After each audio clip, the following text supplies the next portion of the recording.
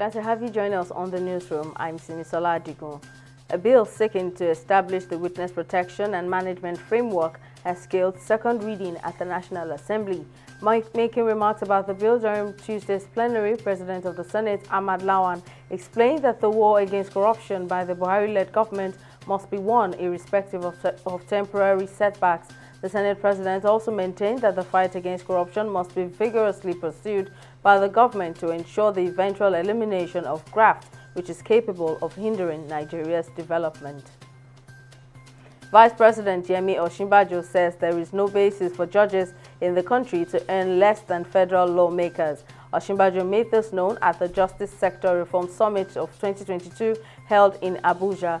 He said to get the best from judicial officers, the conditions under which they operate must be good enough to attract the best minds in the profession.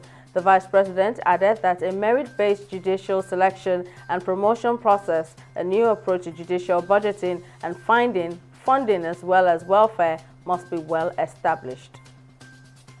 The Lagos State government has suspended the activities of the National Union of Road Transport Workers indefinitely on Lagos Island. The action is coming barely 24 hours after the threat by the national president of the union, Ibikunle Baruwa, that the operations of its Lagos chapter may be suspended. Announcing the suspension, the special advisor to Governor Babajide Sanwo-Olu on transportation, Oluwatoyin Fayinka, in a statement on Tuesday, said the NURTW operations are halted at Eyin-Ayo, Church Street and Idumota Bridge indefinitely due to the recent violence in those areas.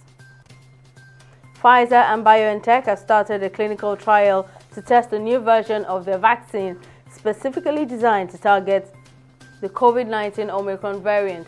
The companies plan to test the immune response generated by the Omicron-based vaccine both as a 3-shot regimen in unvaccinated people and as a booster shot for people who already received 2 doses of their original vaccine. Also, they are testing a 4th dose of the current vaccine against the 4th dose of the Omicron-based vaccine in people who received their 3rd dose of the Pfizer-BioNTech vaccine 3 to 6 months earlier.